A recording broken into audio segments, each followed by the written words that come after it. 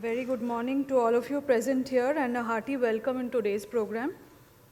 I would request Mr. Shokin Mukherjee's Head of Security to please come forward for the security briefing.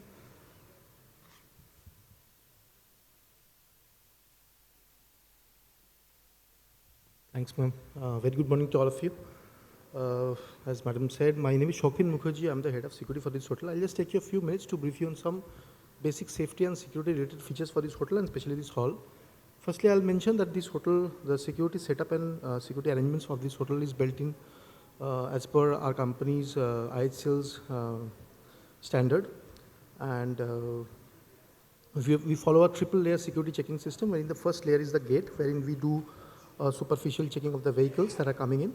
Second layer is the main porch and the banquet porch, wherein we check the incomers and their belongings with help of metal detectors and baggage scanners. The third layer is the elevator access control, wherein we ensure that only the authorized visitors only go to the guest floor. As far as fire installations are concerned, this hotel is built in compliance with the state fire norms, and we have duly obtained NOC for that. Coming to this hall, you can see there are smoke detectors and sprinklers, etc., fitted as per government guidelines inside this hall. There are two fire exits on my right side, which takes you to the safe assembly area at the banquet porch, and there are two fire exits on my left side, which again takes you to the same assembly area at the banquet porch. We have got a trained team of emergency handling members to assist you in terms of an emergency. The smoking zone for this hall would be the banquet porch also. I wish you have a nice and safe time in this venue. Thanks. Thank you, Mr. Mukherjee. We are extremely happy to announce the staging of the 18th International Seminar by SteelTech. The Steel Seminar held every year by SteelTech is a unique and popular event which is appreciated by all participants who attend from India and overseas due to its rich contents and the way it is conducted. It has been possible due to its highly acclaimed and immensely experienced editorial board members and dedicated team of SteelTech. We are sure you will enjoy today's event and actively participate to make it interesting and useful. I would like to request the dignitaries to come to the dais and take their seats to start the inaugural session. Mr. Shashi S. Mohanty, CEO and MD SR Minit,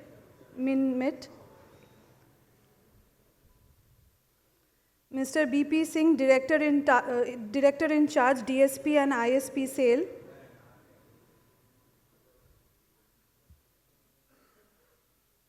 Mr. P.S. Ghosh, Director, Kalyani Steel.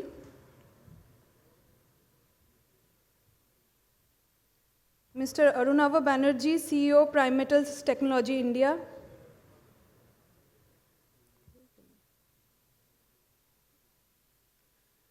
Mr. Dinesh Shastri, MD, TMILL Group of Companies.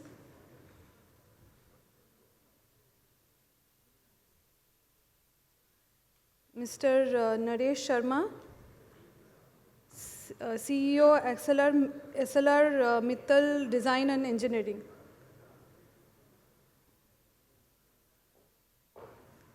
I now request Mr. Prithvish Sen, CEO and editor of SteelTech, to give his welcome address. Good morning. Thank you, Sushmita, to set the ball rolling and welcoming people. Namaskar and welcome you all in the City of Joy on the 19th of September 2024 in the 18th series seminar of SteelTech. Thank you very much for your august presence, coming in such a big number, not only from different places of the country and from overseas also. A big round of applause for all of you who are present here. We have the galaxies of speakers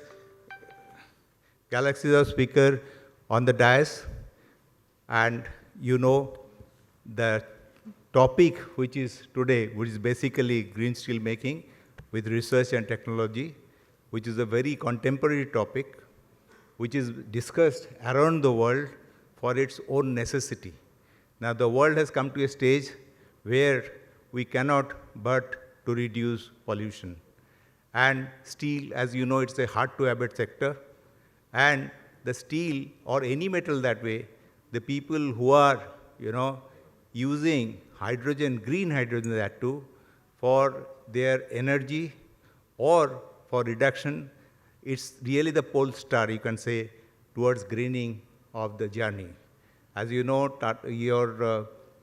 India is also promised to go for net zero 2070. Some of the steel companies are targeting even before that. And as I mentioned, green steel, that is through hydrogen, it is not very the amount to produce and then use. It's years to go, but the people are collaborating with, that scale making it will take some years, but collaborating with the people around the supply chain to make this green steel, and so also many steel companies.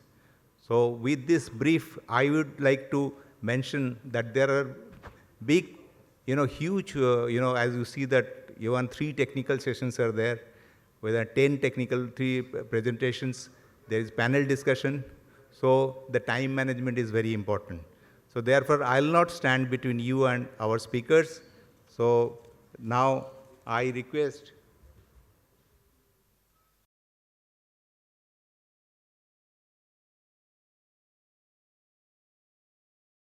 the chief guest of our session is always available for our, this sort of seminars, and it needs no introduction. But I'll not take much time in the introduction because we would like to hear from him. Just to mention, he is the CEO and MD of SR Minmet. He is the former Director Technical and Additional Charge Director Commercial of SAIL. He is the former MD of Bokaro Steel Plant. He is the former Director of International Coal Venture Mining. He is the past President of Indian Institute of Metals. He is the former Vice Chairman and MD of Nilachal Ispat. He is a distinguished alumni of NIT Roorkela, past Chairman and Association of Iron and Steel Technology India Chapter, former Chairman Metal Division, and he is the present Vice Chairman of CI Odisha State Council. With this, may I request Mr. Mohanty to address the gathering, please.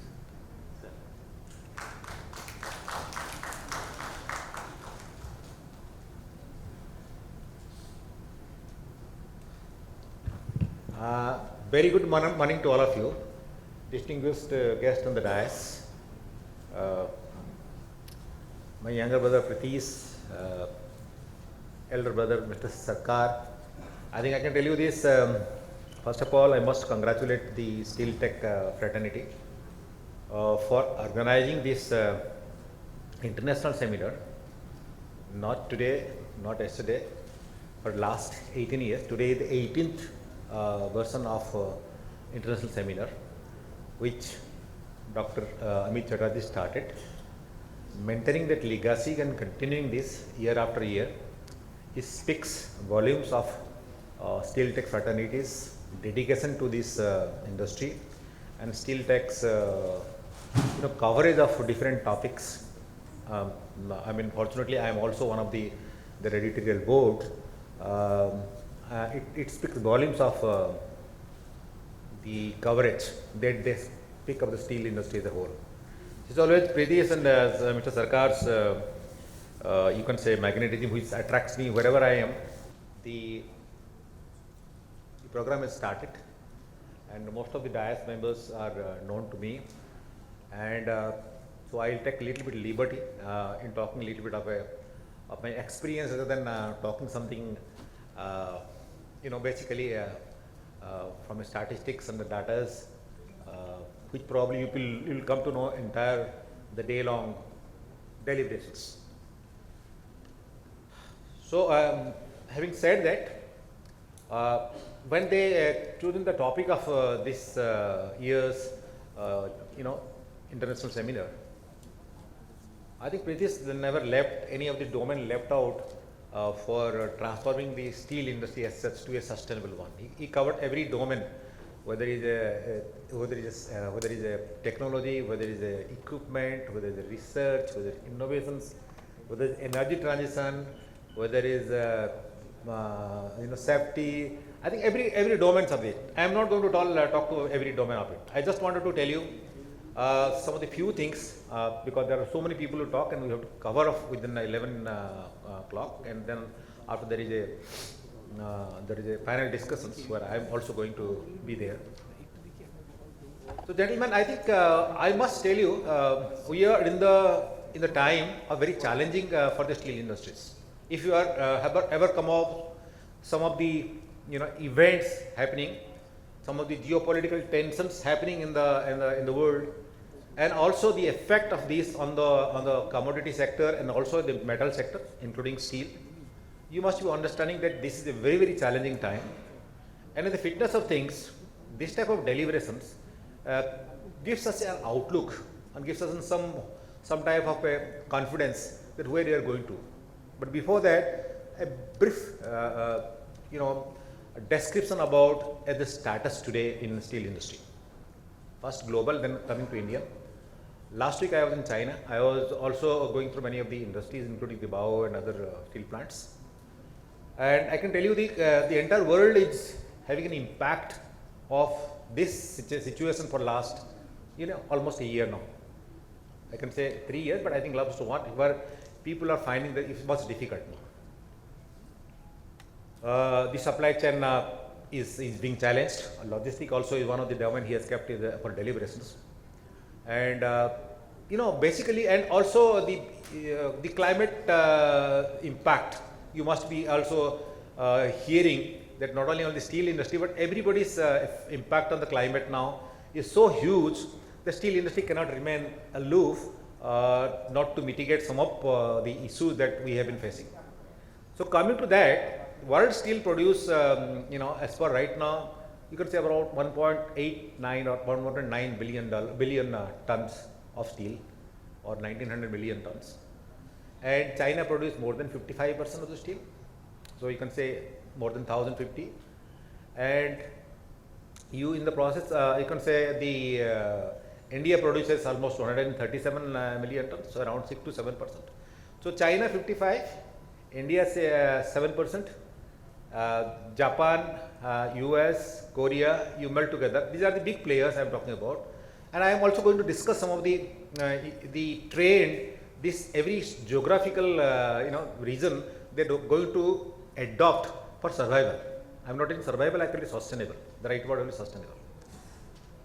So coming back to the topic, with so much of production happening in these 4 or 5 countries, China, India, US, Japan, Korea, and of course certain extent Russia, they immediately take around more than 70 to 80% of the steel production in the entire world. So they decide what should be the trend further. But there are also trends which have been already defined by the geographical situations and also climatic conditions. The Indian steel industry as such, if you look at the entire globe, it is a better spot because of we are still growing in the infrastructure sectors, investing heavily on this. But there are other aspects of challenges like, apart from the non-coking coal and iron ore, we have all other challenges. You say logistic, you say energy, you say technology, you say research. I think everywhere challenges. So we have plenty of pathways defined. We can always discuss on our on our future deliberations in this today's meeting. So coming, what I want to say in this my topic to you, my deliberations, just let us understand what are the global trends and how India as such will find a pathway to do that. As I said, we are in better spot in the sense that our per capita consumption is still 98 kg. We still want to go to level of world average 219, although we have Indian government given a target of 160 by 2030-31. But I think we know you can go, and people have already discussed about 100 by 2047 going to 500 million tons and 2050 by 600 million tons like this, etc. But I think let's go, what is the practical way of approaching those issues and the trends. Global trend number 1. Today or tomorrow, you cannot neglect the climate impact on the world. And as we, as a very, very responsive participant in the climate discussion, whether it's the COP26 or any other forum, India has taken the lead to take all the measures for industrial decarbonization, especially in steel. So One big trend is decarbonization of the steel industry is a must. You cannot remain out. So what is the trend we're looking for? We are talking about green steel. We will come to define how the green steel. I think if I have come across a beautiful document that the Ministry of Steel has now taken out only on last week, in 10th of September, greening the steel industry. You will find out where we stand and how to go about this decarbonization process. And you will be also happy to know this is not limiting the report. The government of India itself is going in a big way to start a mission known as the Green Steel Mission. And they're going in a big way to do that out. I think probably the action plans will come out slowly to you. And this has been all discussed in the last meeting when this report was released. So this is not the India's path I'm talking about. Challenges of putting this green. So that means you are pretty sure the green steel or the decarbonization process has to be adopted by every steel industry. And what are the challenges? I do not know exactly what is the total green steel production as of today, but I also understand that the steel industry or the steel demand for the green steel will be at least whatever now today 10 million ton, 5 million ton, 2 million ton, at least 2 to 3, minimum 3 to 4 times of the green steel demand even within 2030. That within 4 years of time or 6 years of time, green steel demand will go up to 5 times. Again, green steel definition, I am not going to go to that debate again. So that means a decarbonization process has started, and Indian government is very, very serious about to adopt it, and so is the steel industry. When I talk about the decarbonization, I always believe, and I will also talk in the panel discussion, it is a transition. It is never ever a tomorrow. It is ever a future. A range for 2030, a range for 2040, a range for 2050, and beyond. Though entire world, probably the steel industry as such, is looking towards a 2050, though target for the country is 2070, but as I believe, and Ministry of Steel's documents also says, we are very much on the path to really target out a 2050 where you want to have a net zero concept. I'll come to technology next. Next big challenge is basically the entire steel industry, as I said in the beginning, is under the pressure of EBITDA. You know, why you make steel, you make some money. You can't say that it's no longer that it's a social measures we do to steel plant for giving employment or giving etc. etc. No, it's having an economic sense in it. The entire steel industry in the world is under EBITDA pressure now. So what are you doing it out? Whenever you have a demand, shortage, or you can say not much demand in your country, the best path is export it out. The best example is China. So whenever you want to because China's economy, as you know, because we are growing infrastructure, we are going for 220, we are going for 160 kg per capita consumption, but there is a country almost more than 600. The infrastructure has already come to a saturation level. The growth, yes, they are still talking about many of the growth in technology and climate change, they are also looking very seriously. But though you and I know all these things, India and China are predominantly a BF route, where if you talk about the entire steel industry as such, out of 100% of the steel being produced, 1.9 billion ton, if you can find it out, the 70% of or 71% of steel is produced to BF route. 90% of the China's production, 91% goes to BF route. India, of course, a lot of steel, secondary steel facilities are available with this. So we really believe that ours is not much compared to China, but certainly as a world average coming down to 70. And 23% is going to our EAF route, where I think US has taken the lead almost to a person of 70% of the EAF route, which probably suits to the world trend that going towards a green or decarbonization process. So challenges are coming also on us, how to make it more green, and that will come in the next sessions. Third is coming about, as I said at the beginning also right now, the Chinese shifting realities. And a country which is producing almost to a tune of almost more than 1,000 million tons, has started now in the next coming years in short term, medium term, long term trend, if you are defined out, they are bringing down their productions, and probably within 2-3 years time, from 1,000 million, 1,050 million tons, the production will come down to almost 850-900 million. I mean, a 100 million ton drop is not easy. I can tell you this. So imagine we may get a sort of advantage of this process in our country, but we must understand the world is not isolated. I mean, we are not isolated from the world economy. So there will be also, while the capacity increase will be coming up, but the pressure for decarbonization on us and the cost of production on us also will be challenging.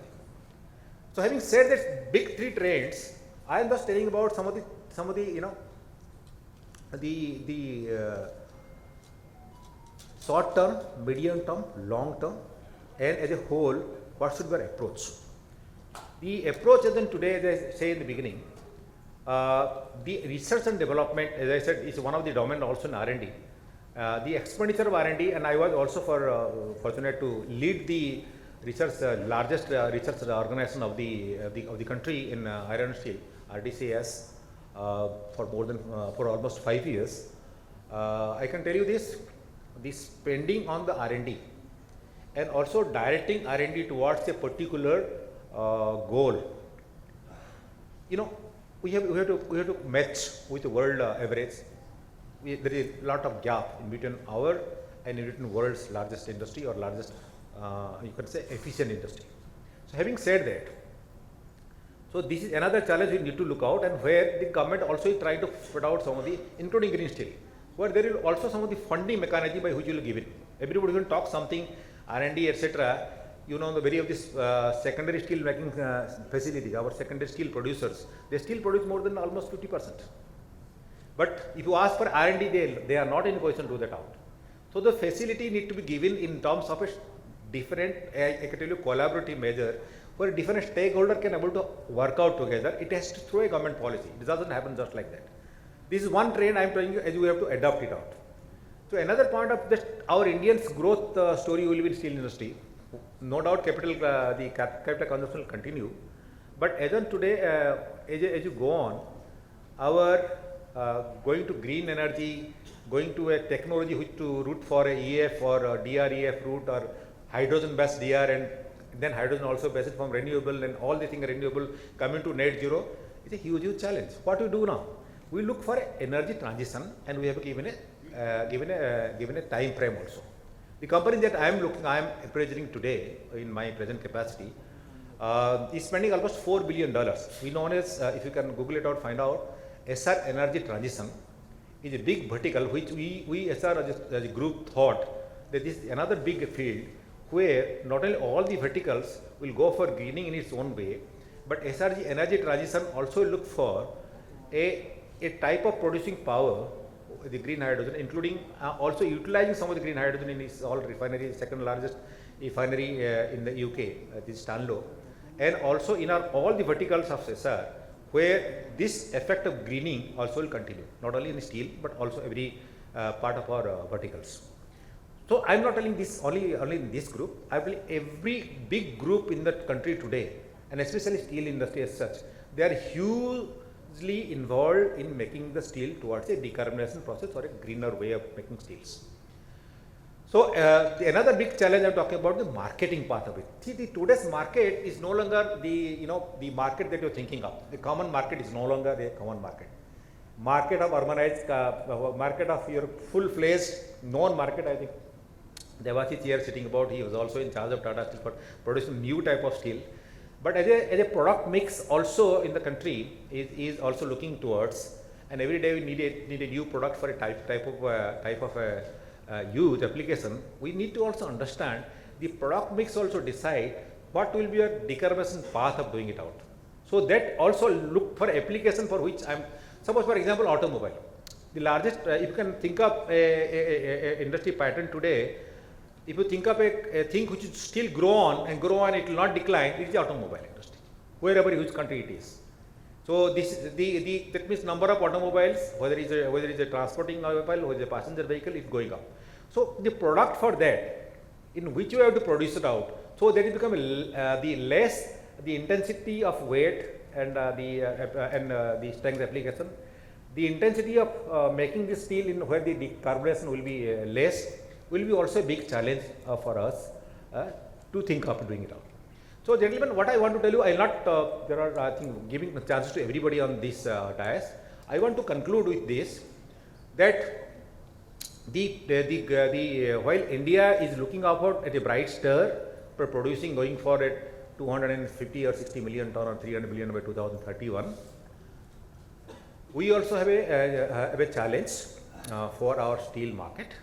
We have a challenge for our fuels. We have a challenge for our power. We have a challenge for our transport. We have a challenge for our technology. We have a challenge for our research. I think plenty of areas where we have to work on, and I'm not telling that nobody is working on this. There are plenty of pathways already defined out. And the other day, I think before 2 weeks, September was there in a villa. We were discussing about again a process of decarbonization. The worldwide totally bought with of green steel and decarbonization process and infrastructure.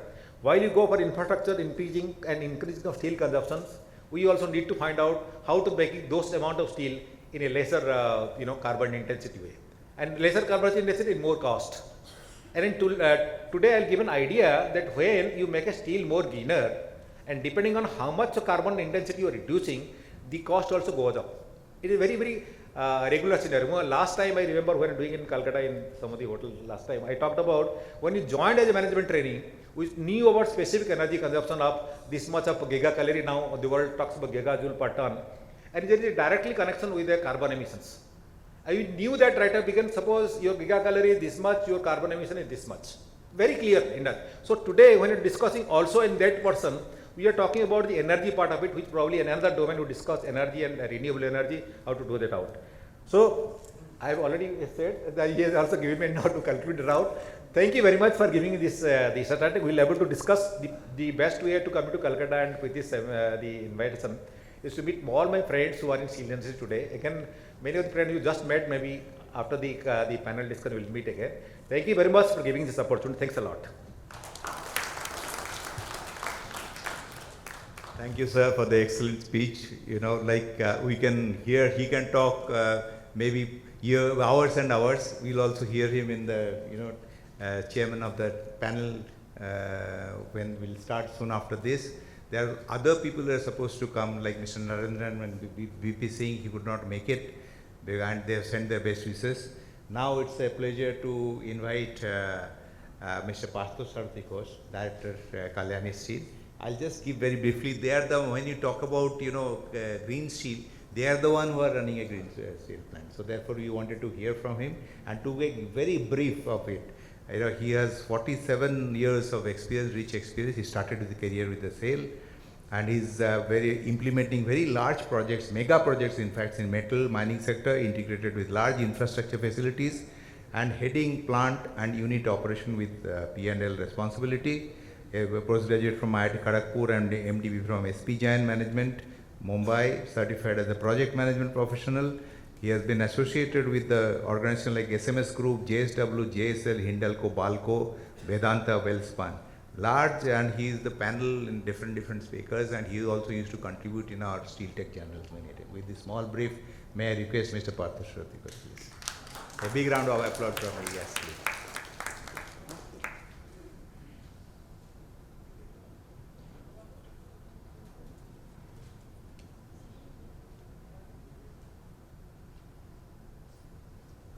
Good morning all. A noble initiative by Steel Tech to bring a dream in front of you of the future planet, a green planet. I really appreciate, and I request all the organizers in the steel segment should come back time and again on the same topic, so that we really start dreaming, and a little bit of dreaming can get converted to reality, which is happening to our own way.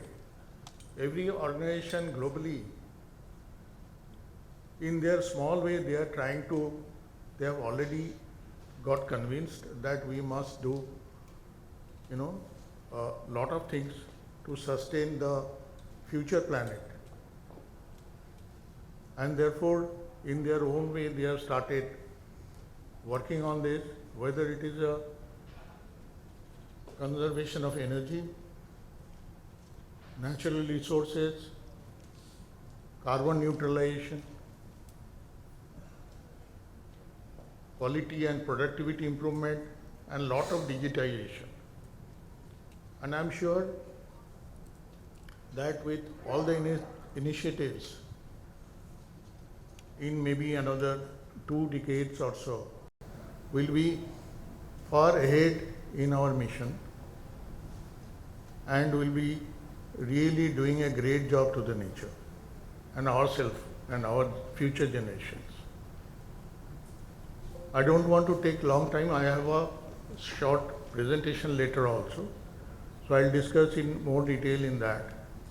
Meanwhile, thank you all for your time and coming here to listen to the, speakers, honorable speakers on this topic, which we also are very eager to listen to.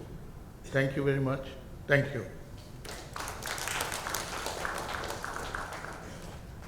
Thank you very much, Mr. Ghosh, for the sweet and short address. We'll also listen to you during your presentations. A lovely presentation, actually, in the technical session 1 we are looking for, and also panel discussion. Now I have my pleasure to invite Mr. Arunava Banerjee. He is the Chief Operating Officer. It's no introduction of Prime Metal Technology India Private Limited, to give very brief about it. After completing his Bachelor in Engineering in Metallurgy from RSC Durgapur, Arunava has started his career in steel making operation in ISCO, steel plant Banpur. He moved to Emendastur, companies to serve the steel plant, consultancy business. In 2004, he moved to VAI Engineering and Automation Private Limited as a general manager. And now he joined Saburji Palanji thereafter in 2013, and he returned to Prime Metals Technology in India Private Limited in 2015, and is as a senior vice president. Now he is heading this one. With this brief, may I request Arunava to address the gathering.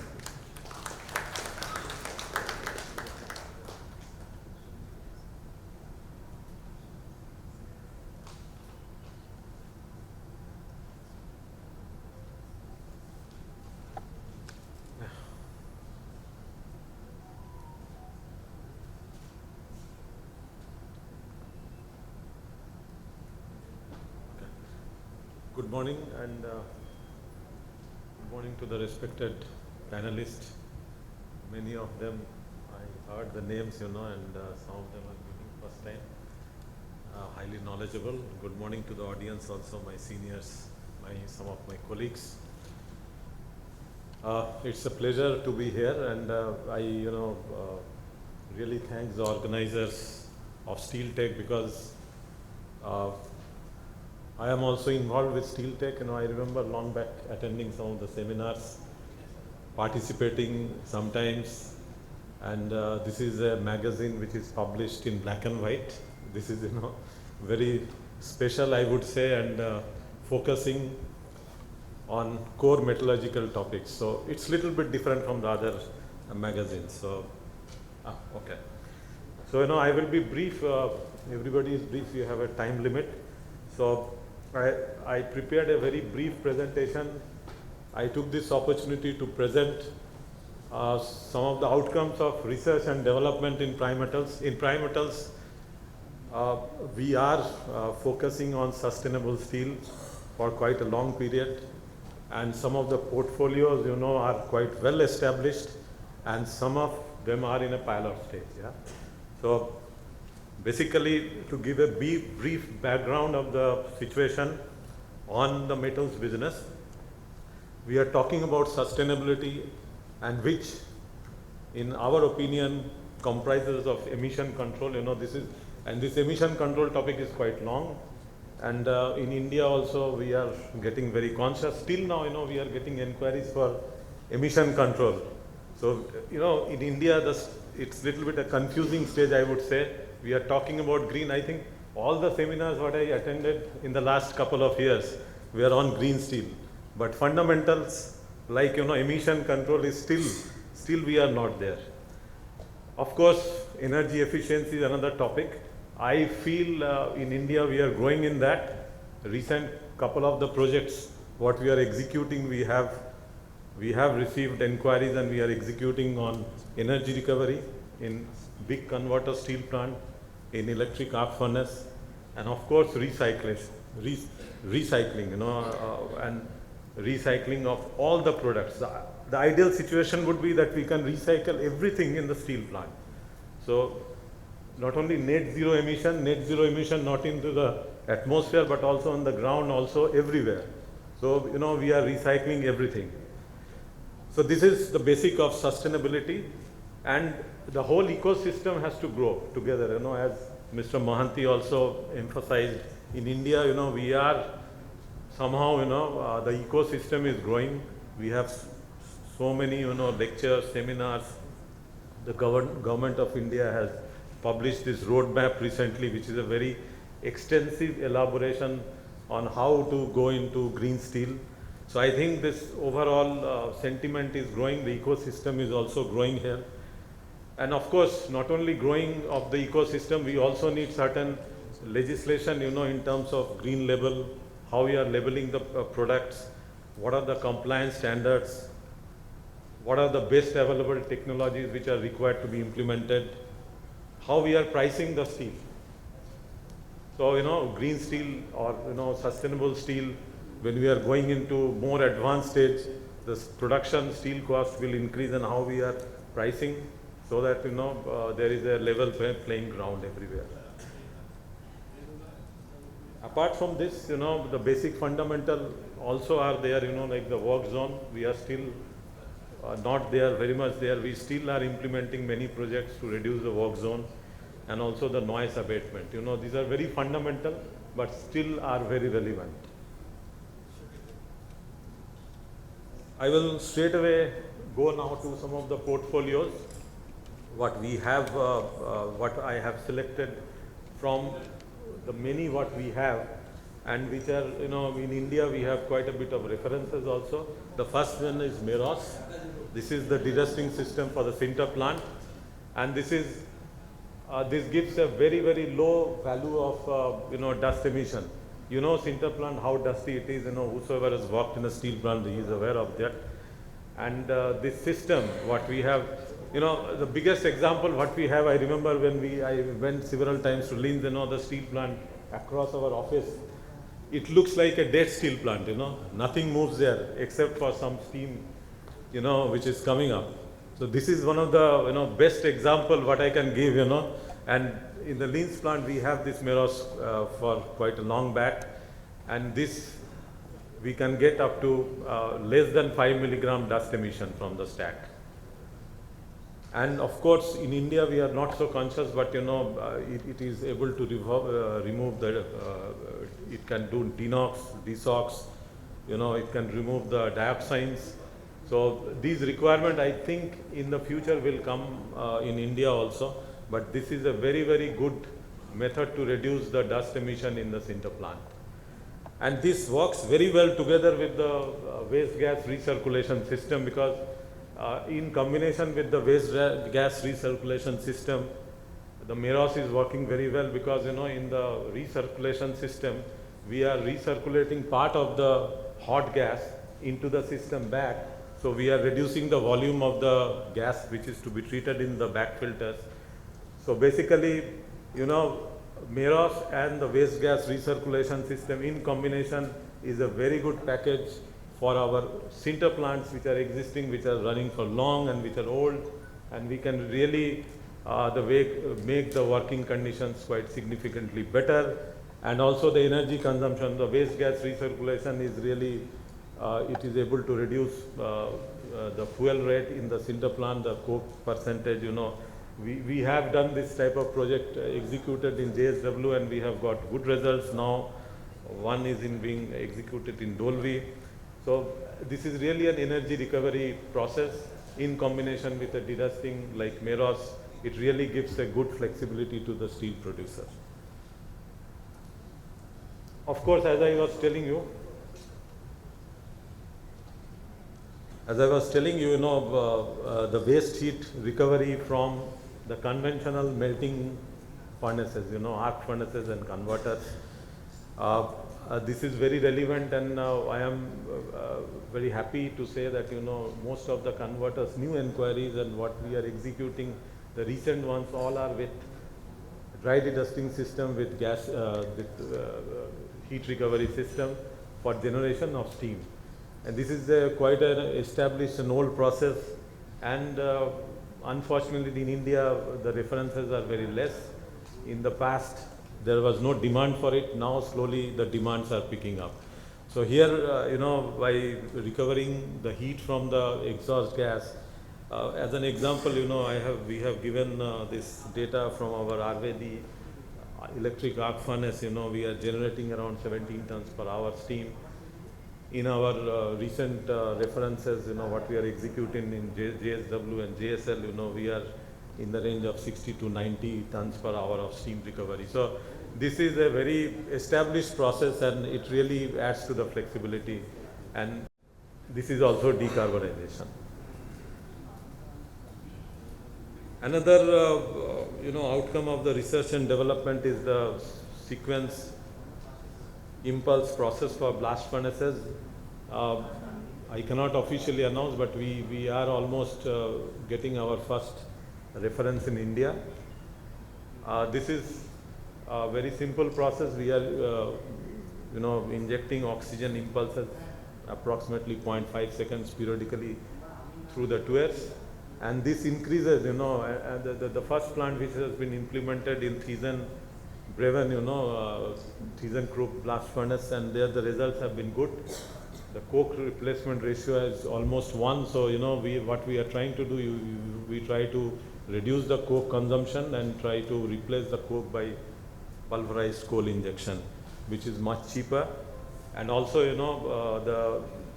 the plant where it was first started up in Thyssen, the result shows that the permeability of the bed increases, the pressure drop decreases, and the gas flow, there was a helium tracing done, and the gas flow through the burden from the central part also increased. So this has quite a good advantage, and this can be utilized in so many old blast furnace which is in India, and I am sure this will operate for quite a bit of time in the future also.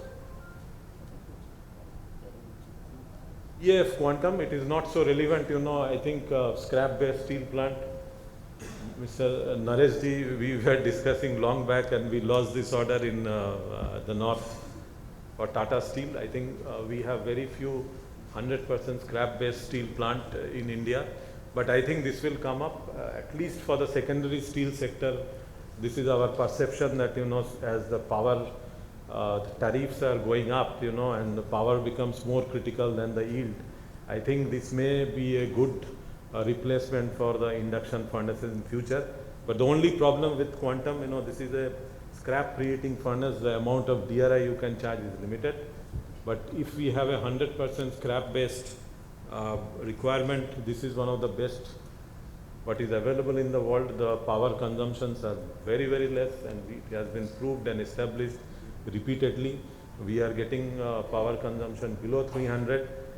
And right now we are developing the smallest quantum, which is around 50 ton. And so I hope in future, this would be one of the best available technology in India for the secondary steel producers, if scrap is available. On the other side, on the flexibility side, still we are not there. In Europe, we have a lot of transition projects, which few of them we are executing. They are replacing the converters by arc furnaces, and instead of hot metal, they are trying to install the DRI process. But why I selected this, because this is a furnace, which is built in a manner to take any type of raw material, any mix, DRI, hot metal, scrap, and this gives a lot of advantage, and it has a very powerful process tools, very robust oxygen lance system, burner system. So, this is also one of the methodology by which in future, we can replace the converters and be at the same productivity level. The last one, this is RVD ESP, we have been promoting it in various seminars, but I still believe this would be one of the best what is possible to be implemented for flat rolling as a replacement for slab caster and hot strip mill and even cold rolling mill. The products what we have established, are sort of replacement even for cold rolling products. So basically, we are sort of, removing lot of intermediate steps here. So, if we can produce 0.8 or below 0.8, 0.6 up to 0.6 millimeter, gauge thickness of hot rolled coils, which are at par with the cold rolled coils. So it gives a lot of flexibility and a lot of OPEX advantage.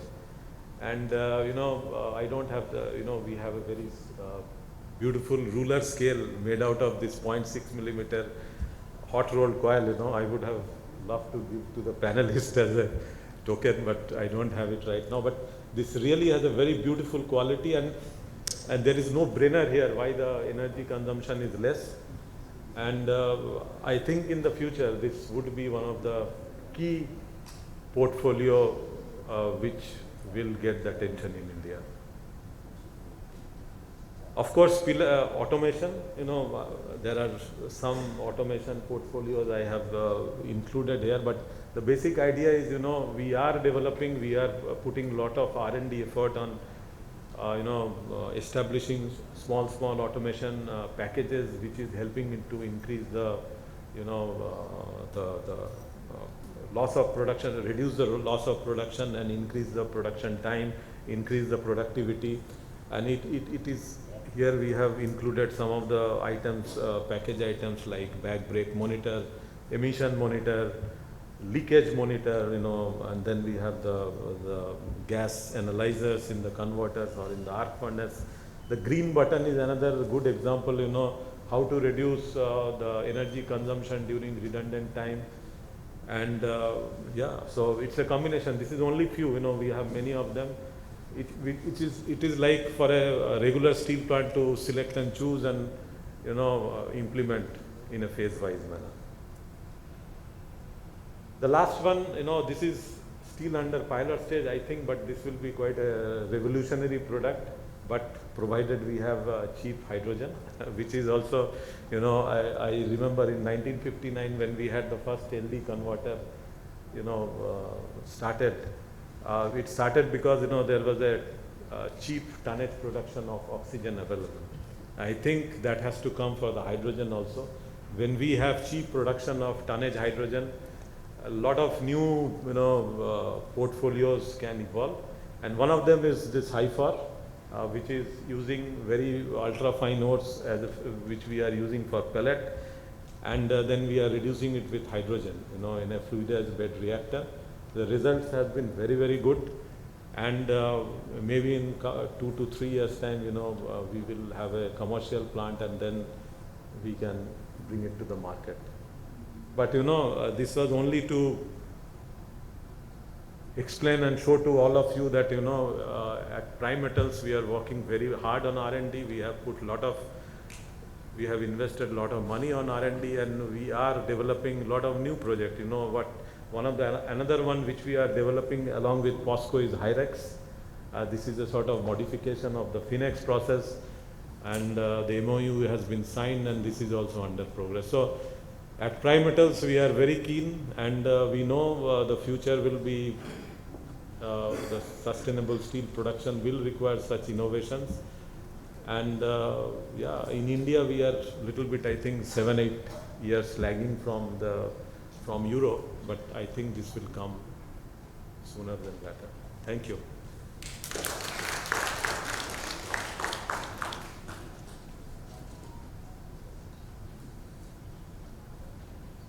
Thank you, Arunava, for the excellent presentation. We are happy to have Mr. Dinesh Shastri, MD TMILL. He has vast sort of experience. He was in mines, he was in Tata Steel, he was in Ferroalloys, Mineral Division. He was traveling. I said, you must come. He's also there in panel discussion. I request him to, everyone doing what? Everyone trying to reduce the cost. And he is the MD of TMILL. They are very important position that side, reducing cost. They have got a presentation in technical session. I request him to address the gathering. Thank you. Good morning, everybody.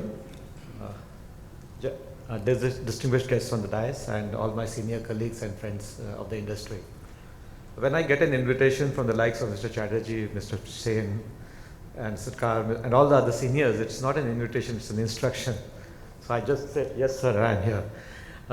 In all these technical discussions, frankly, as a person who has been on the fringes of the steel production all through the life, I've been on the supply chain side, though we are completed 35 years in Tata Steel and associated companies. I have mostly served the supply chain. And during that, picked up a few things about steel making, but what has been most important learning is that while the process itself, as Mahanti Saab said, till we have the BOF process, there is a limitation to the amount of greening that we can bring into the system. But what is also important, that there is something called a scope 3 emissions, which also contribute to steel making, and that comes through the supply chain, particularly the logistics. And we in TMIL are privileged to be a partner of Tata Steel in reducing the scope 3 logistics through optimizing the supply chain by means of, as we all know, there is a very simple rule in logistics that from point of green, and when we talk green, we talk both environment as well as green in terms of money, because most of the time what is green, at least in logistics, also proves to be relatively economical. When we talk about that, simple rule is truck is, when we talk about trucks, railways is better than trucks, and when we talk about railways, waterways is better than railways. So our journey in TMIL has essentially been to assist Tata Steel and through that develop competencies to reduce the truck dependency on, or rather truck coefficient as we call it in our language, and to increase the rail coefficient. We are proud to say that we are probably the largest private bulk train operator in the country, with almost 70 trains on the road, on the track, and about 30 more on the order. So we will be 100 plus by the end of the financial year. We are also, on the other hand, we have also been given the opportunity to develop the inland waterway systems, and we are the first barge which was moved through the protocol route carrying steel we were a partner in that. We are thank you Tata Steel for giving us this opportunity. And at the same time, we are also believe that India, with its vast coastline, offers a very good potential for coastal transportation, and there, particularly if you are traveling from, say, east, where most of our plants are located, the steel plants, and the customers are in, say, Gujarat or in west, coastal route offers an alternate green and cheap solution. And I think our team will be talking about some of these activities. Thank you, Steel Tech, for giving us a chance. Thank you.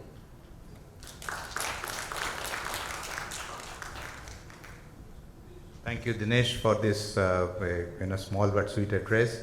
Now I have the pleasure to have request Mr. Sharma to briefly tell about this. Yes, I'm very happy that he has come.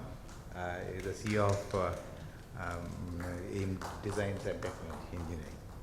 Please. Good morning, everyone. September is a month where we have lots of events in India, in our country. Last week we had event ISA in Delhi. Today we are meeting here, and in the next couple of weeks we are again meeting in Delhi. So there is a need to discuss several challenges what steel industry is facing now. Of course, decarb is one of them, the high topic where all technologists are working on it. I represent ArcelorMittal Design and Engineering Center. We are a group company of ArcelorMittal. We do performance improvement for our steel plants. We do layout optimization, which is a need in current situations where the lesser and lesser footprints are the only solution to bring down the capex in mega projects of steel. As I said, September is known for one more reason in our country, that is Teachers' Day. We celebrate on 5th of September. We did it in our office. My respected speakers on DAS, Shastriji, Mr. Ghosh, we have Devasisji, then Sensab, and we have Mr. S.S. Mohanty. So one thing is very special with S.S. Mohanty ji. He was my first reporting manager in professional career. So it is second time opportunity for me in September. I met one of my professor, Dr. B.R. Natarajan in our office, and today I am meeting with my first reporting manager in my professional career, SS Mohantyji.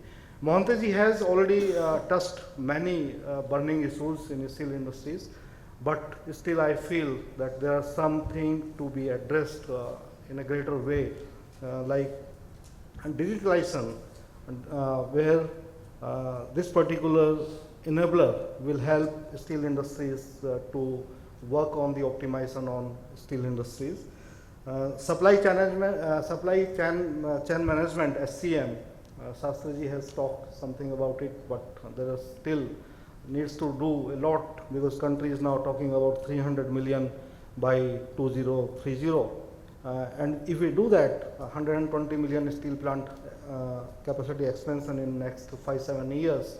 So there is a need to have movement of around 400 million ton of material. So the supply chain management will have to play a very important role. Then CO2 emission, WSA, ISA has taken a very stringent target, but it's possible with the help of technology and research. And this conference is something related to this particular key burning issue of steel industries nowadays.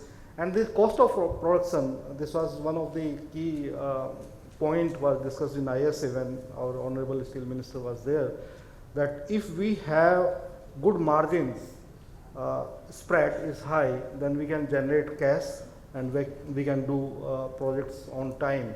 But if the margin is low, so the cash generation will go down, then we have to see that how we are generating cash and how we are optimizing the cash and how we do projects in a smarter way.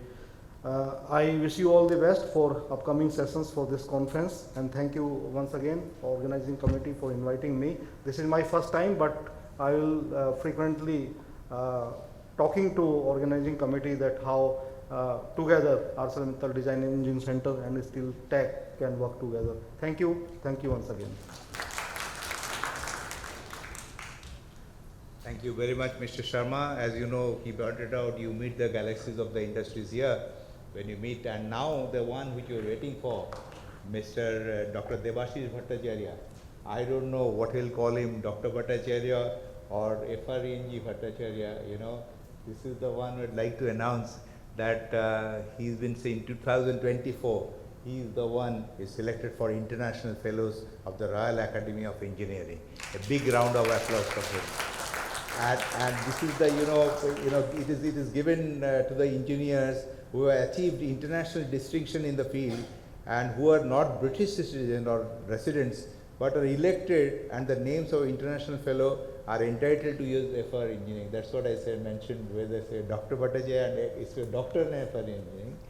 So with this brief, we have been waiting to hear to him as Dr. Bhattacharya. Everyone knows him. He started, he is a respected leader in the materials and manufacturing industry. He is among the handful of technologists who easily span the width of technology development from ideation to commercialization.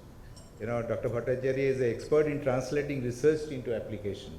So Dr. Bhattacharya has very impressive educational background. He is the top university of Jadavpur University and also IIT Kanpur.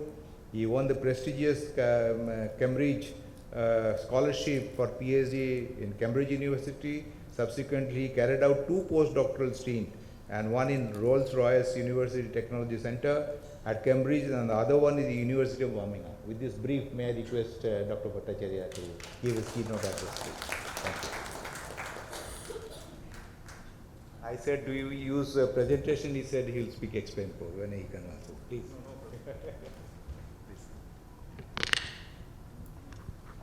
Thank you, Pratishtha, for that kind introduction. Very humbling, and thank you, the organizers, for inviting me. Good morning, ladies and gentlemen. My deep respect for the dignitaries on the dais. Mr. Mohanty, we have been on the dais together for many, many occasions. Great to meet you, Mr. Naresh Sharma. That's right. Mr. Ghosh, good to see you for the first time. Mr. Banerjee, and my friend Dinesh. And many of my esteemed seniors are here, so my regards and again, good morning. I also am delighted that this event is happening on the birthday of Mr. Sarkar. So big hand for Mr. Sarkar and very happy birthday. Where is Mr. B.B. Sarkar? The audience somewhere. Yes. Okay. So I'll be not so brief. It's a keynote lecture. And I will not bother the dignitaries on the dais to move their heads this way and that way to appear at the presentation. There will be no presentation, so you have to be very careful and listen to my words.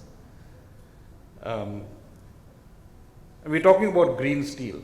It all emanates from CO2. Roughly, do you know how much CO2 there is in the atmosphere? There is about 70% nitrogen. We don't talk about it. There's about 20% roughly oxygen. We are thankful for that. How much CO2 is there that so much time and money is being spent around it? 450 parts per million. Nowhere close to the other gases, I mean the normal other gases. So 450 parts per million is a big problem. This is the highest it has ever been in the last 800,000 years. So, and it's moving upwards. But it is not new to the world. Now we talk about green steel, we talk about green, we talk about sustainability.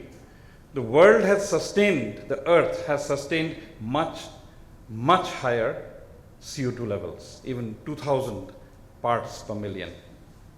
And it has survived. The earth will survive. Who will not survive is us. When the world was 2000 parts per million CO2, the temperatures were much higher. There was no ice in Greenland. Alligators were comfortably sunbathing in the Arctic. There were no human beings. There were hardly any mammals, in fact. The reptilians ruled the world. Today, at 450 parts per million of CO2 and moving upwards, if we suddenly, by some wave of a wind, suddenly stop all man-made CO2 emission, that is zero, extra man-made, the world temperature will not be limited to the 1.5 degrees centigrade more than the pre-industrial times, which is, if you remember, is the limit that we had set ourselves for 2100 to be sustainable. We are not going there, ladies and gentlemen. We have missed the bus for 1.5. If we go at this rate, we will miss the bus for 2 degrees by 2100. The world will definitely be uninhabitable for my grandchildren and maybe for the younger gentlemen for their grandchildren. We will not be there. But we will not leave a legacy which is palatable. So the increase in man-made CO2 has to be stopped. Everyone does a piece. Power industry is greenifying through renewables. Automotive industry is greenifying through using the renewables and batteries to become more green and environment friendly. We are stuck, and so are some other forms of transportation such as airlines. Airplanes are stuck. Cement is stuck. But we can do our bit as the steel industry. Today we emit about 8% of all man-made CO2, and by the way, man-made CO2 is about 40 gigatons of CO2 per year, and it's increasing. It's becoming 45, it'll become 50. The 450 parts per million of CO2 will become 500 parts per million of CO2, and the temperature difference between pre-industrial area and 2100 will become more than 2 degrees centigrade. So we have to do something to reduce our footprint, because if we don't, by the next 25 years, with power becoming green, with automotive becoming green, our contribution, that steel industry's contribution, will not remain at 8%, which is high enough. it will become 30%. And then steel becomes a very bad name in society. It will be difficult to convince the consumer to buy something that is actually making human habitation difficult on Earth. So what do we do? A lot of deliberation has happened, a lot of conferences have been held, a lot of reams of CO2 footprint loaded publications have been made on roadmaps for CO2. And the answer is very clear. It's horses for courses. What's valid for Northern Europe is not necessarily valid for India, is not necessarily valid for USA. Northern Europe, for example, the Scandinavian countries have green electricity already through hydro. France and parts of Europe have green electricity through nuclear. UK has excess scrap which it exports. US has excess gas at a very low cost. Come to India, we don't have gas. In fact, the amount of gas we import is about the same amount that we make. So our consumption is double our production. And that you can imagine how much, therefore, we are dependent on world prices and world logistics on gas, and we will remain so. We do not have high quality ore, because in many conferences you would have heard that if you want to have electric arc furnaces and the DRI, electric arc furnaces cannot handle much slag, therefore the DRI that comes into the electric arc furnace needs to be from very high purity ore, and we don't have high purity ore. So if we go the DRI route, whether hydrogen or gas, we either need to have a slag handling furnace or equipment before the electric arc furnace, increasing capex, increasing or decreasing throughput. So what do? We don't have scrap. We don't have gas. We don't have good quality ore. So the horse that we should have for the course of India cannot be the same horse as that for Northern Europe. We have to devise our solutions for our decarbonization. And therefore, ladies and gentlemen, you'll see that most of the expansion and the rapid expansion that is happening in steel industry in India is through blast furnaces. And once you put a blast furnace, we are going to, I still say we, Tata Steel is going to inaugurate its new blast furnace in Kalinganagar later this month, maybe even very soon, not that far late. JSW inaugurated its blast furnace recently. These blast furnaces are going to remain. These are new blast furnaces. They are going to remain for the next 25, 30 years, well beyond the target year that we have taken for zero carbon dioxide. So India's solution to CO2 is not necessarily through scrap, is not necessarily through high quality iron ore, is not necessarily through gas. Hydrogen is, as in Hindi we say, dur ast, cost, etc., and volume. Our solution in India is in and around the blast furnace, has to be. So we have to find a way to replace coke. Of course, you cannot simply say, I'll take coke, take it out, put hydrogen in it. That won't happen. Because coke really has three roles in the blast furnace: heating, the support, and of course the reduction. If you put hydrogen, it will do the reduction, it will not provide the heat, it will not provide support.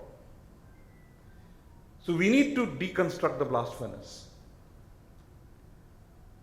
And no matter what you do You may replace coke's function as a reductant by hydrogen or a gas.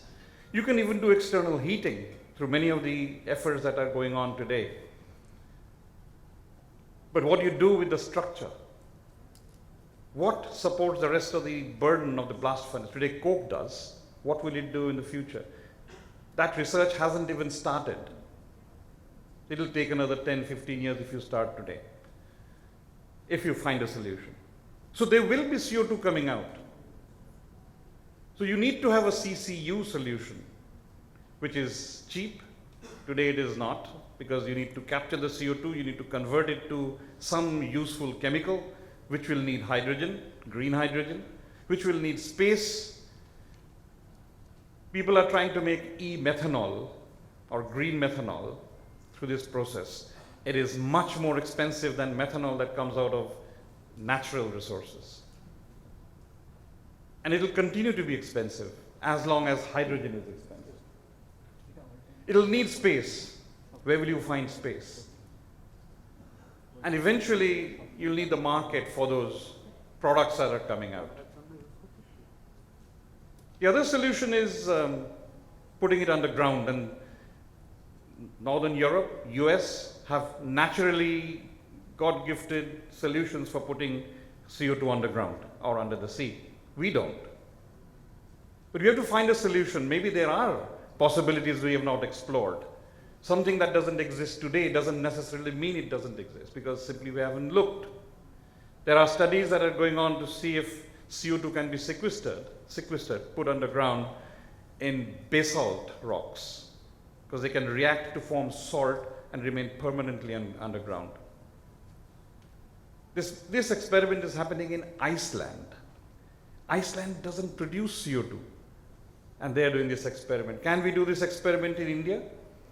Where the region in India, which is in the east, which produces most steel-based CO2, is also the place where there is an outcrop of basalt. But we don't do that experiment with basalt. There is a possibility here. A lot is said usually when we talk about CO2 of the upstream. Very little is said about the downstream. But I think that is where we need to focus as well. We talk about recycling as a means for greenification, scrap. At some point in time, India will become self-sufficient in scrap. Not today, maybe 20 years from now. US, UK, Europe is self-sufficient in scrap. China today, 2025, will make about 250 million tons of scrap. And if it then uses electric arc furnaces, which it is putting up a plenty, it will produce electric arc furnace-based scrap recycled steel, much more greener steel than us in 2025-26. So 250 million tons of greenish steel will come out of China. It will be far more green than India. So there's a threat coming up there. But there is a problem in scrap, which is we still don't have a technology for sorting scrap properly. We have talked about automotive a little earlier. Mr. Mohanty made the point, and I think that's when the thought struck me. A car today, a steel car today, has about 13, 14, 15 different steel grades. Now imagine taking a car with 16 different steel grades and recycling that back. You'll never get one of those grades back. You'll get an average. Try taking that mass and making IF steel out of it. You'll never get IF steel out of it. So a car will become a rebar after recycling. I would call that downcycling, not recycling. The solution really has been found by the aluminium industry. I think they're working actively on it. Aluminium industry for the last 25 years has gone in a different direction from steel industry. The answer to lightweighting for steel has been high strength, high formability, and therefore different chemistries, different microstructures, different steels for different applications, etc. The answer from aluminium already is light, answer for aluminium was to make it less expensive, make the cost comparable to steel. The most expensive part was electricity for primary aluminium making. So maximize secondary aluminium, maximize recycling. They can make, aluminium industries can make aluminium for an aluminium intensive auto body. And there is one in the Tata family, the Jaguar Land Rover group of cars is mostly aluminium intensive. You can make an aluminium intensive car with just 2 aluminium grades, the 6000 series and the 5000 series. And that they do by different heat treatments. Steel is infinitely more heat treatable than aluminium. Why can't we think of one steel grade and produce different grades for the different parts by heat treatment? And this could be offline or online. You'd have dramatically transformed the complexity upstream at casting level. You would have cast one grade only, and you would make steel inherently closed loop recyclable. And it is not dream. Aluminium cans today are closed loop recyclable to 80%. So an aluminium company in Europe makes aluminium sheets for Coca-Cola cans. 80% of those cans come back and become cans for Coca-Cola. That's closed loop recycling and makes that metal green. Steel is very far from that. And in case of steel, we need to think about grade rationalization, reduce the number of grades. Now, whenever we think of something new, we think we are the first.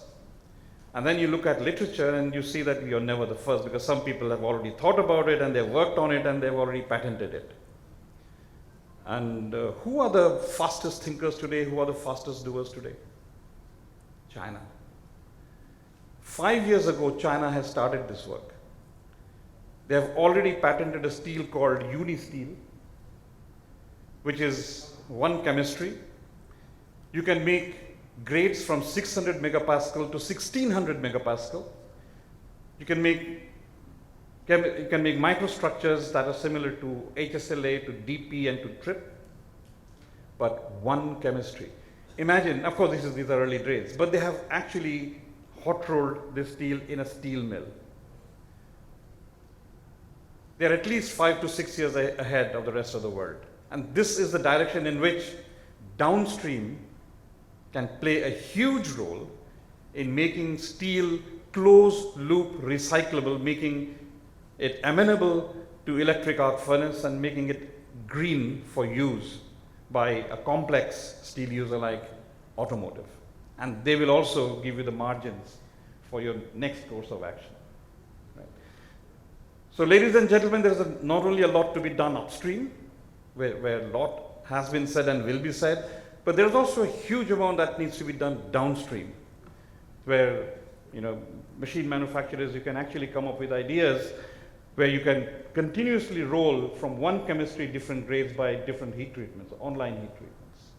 So with these thoughts, ladies and gentlemen, I thank you for inviting me here. I think I've run out of my time. I have nothing more to add today. I always promise Mr. Sen that I'll add something new, and I hope you found something new today. Thank you very much and wish you a fantastic conference. Thank you very much, Devashish, for the excellent keynote speech and really excellent. I know he could continue on and on. I'll also mention that it is being covered in DD News. You may look that it is covered by the Doordarshan. We'll have also session, half-an-hour session tomorrow at around 8:30 to 9. Now I have the pleasure to invite Mr. BP Sarkar, our chief mentor and consultant editor of Steel Tech. He has started this to give he has to go to some very important job. He is there. Can I request him to give a vote of thanks, please? A big round of applause for Mr. BP Sarkar.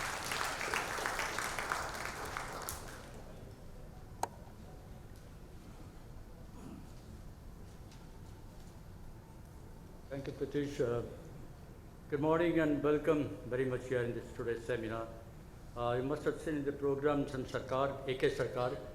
But anyway, another Sarkar has been found, BP Sarkar.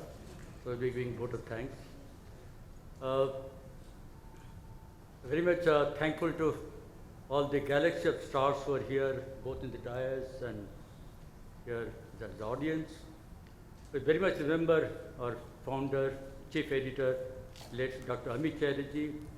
His legacy is still there, and we in the Steel Tech team, we are still trying to maintain the legacy which he has started and kept the quality of the seminars and the journals at the highest level.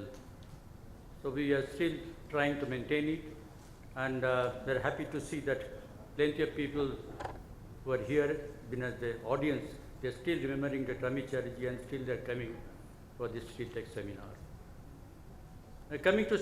Come September, our seminar starts in September. And if it is 19th, it is Priti Chand's birthday.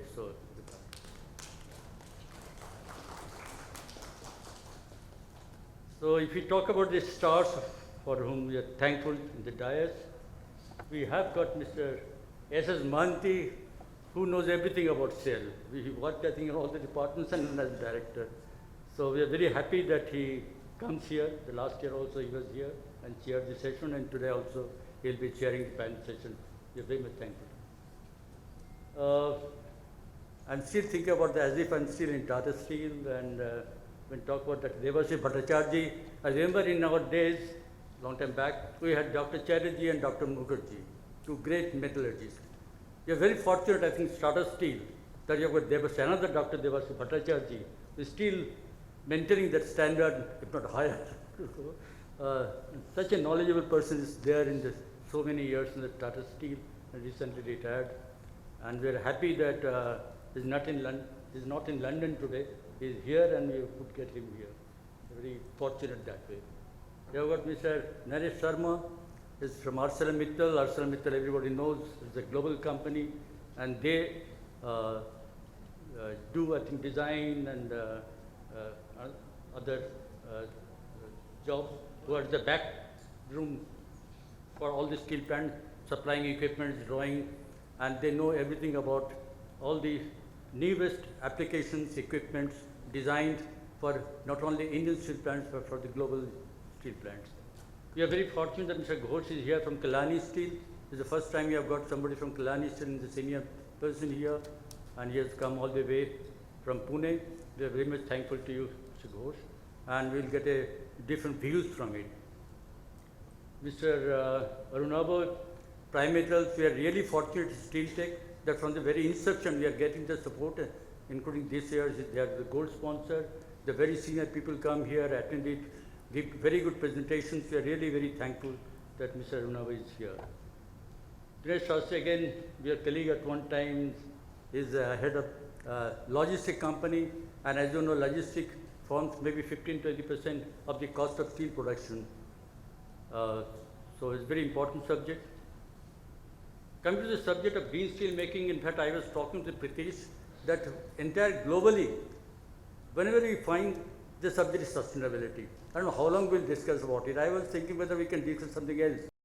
Like in India, any steel plant project, especially greenfield, it takes 15 years or 10 years, nothing less than that. Sometimes it gets abandoned if we can do something about it.